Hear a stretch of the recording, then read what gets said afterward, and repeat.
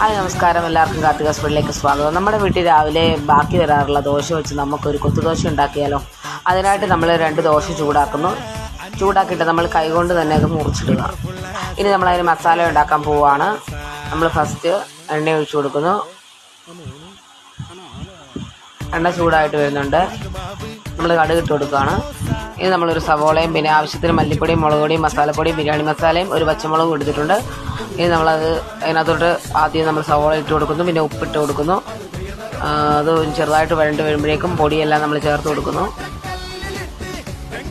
അതിൻ്റെ പച്ചമണം മാറുമ്പോഴേക്കും നമ്മൾ കുറച്ച് വെള്ളം ഒഴിച്ച് കൊടുക്കുകയാണ്.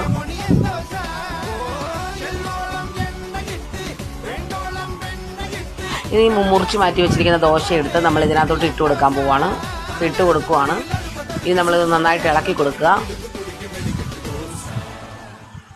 കൊത്തുദോശ ആയിട്ടുണ്ട്. എല്ലാവരും ട്രൈ ചെയ്ത് നോക്കണം. ഈസിയാണ്. Thank you.